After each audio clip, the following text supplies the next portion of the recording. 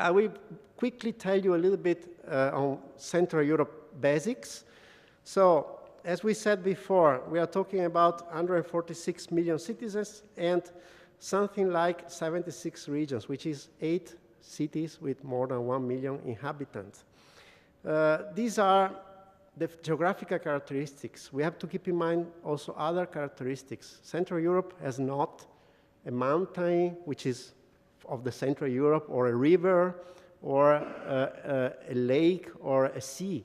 Central Europe is not geographically characterized, but Central Europe is very much characterized from the economic and the social aspects. There are more things in common than what one could expect.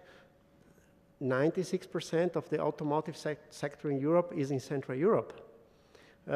There are diversities, but there are diversities which are very much a heritage for the entire area. It's really a huge, a massive heritage of cultural aspects, of natural elements, of society, of skills, of knowledge in Central Europe. That's why there is a Central Europe program, which is also linking several macro-regional strategies. We are in between, and we are really creating synergies between different aspects of this core area of Europe.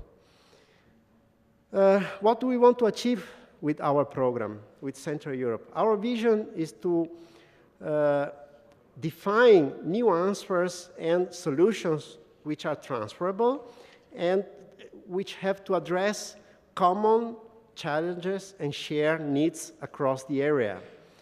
The mission of the program is to support cooperation of professionals from the 9 countries of Central Europe in order to establish new knowledge, to share knowledge, and to improve way of working of such institutions in Central Europe, at the end of the day resulting in improving the quality of the life of the cities and regions.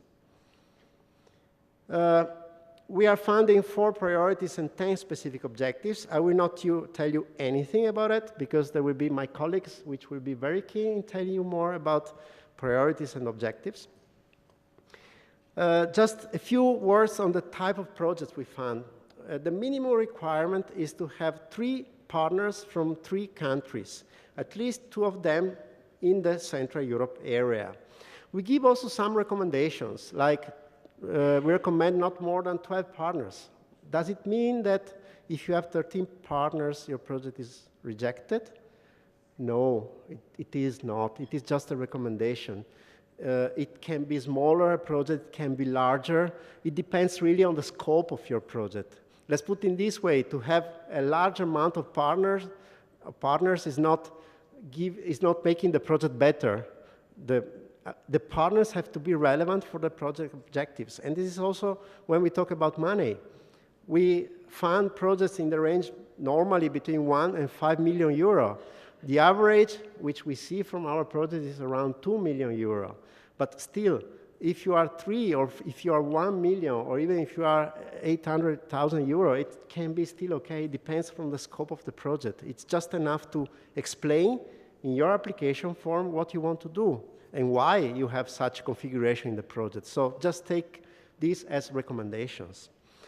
Then the recommended project duration is from 30 to 36 months. And here we have to keep in mind that there is a change compared to the first goal.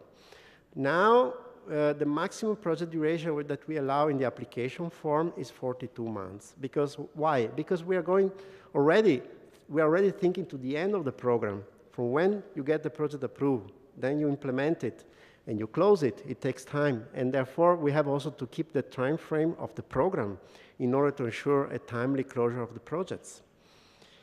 Who can apply to us? Basically, we have 3 categories: public entities, public bodies, private bodies, they can be profit, no profit, and international organizations. They can be under national law or international law. Of course, there are some restrictions here and there. I don't want to go into details. You find everything in our manuals. But just these 3 categories cover basically a broad range of entities which are in Central Europe, meaning public authorities, regional agencies, enterprises including SMEs, chambers of commerce, associations, NGOs, etc., etc., etc. So there is really a wide variety of entities which showed to be able to participate in our projects and which receive funding from our projects. The only requirement is to be a legal entity, so to have a legal personality.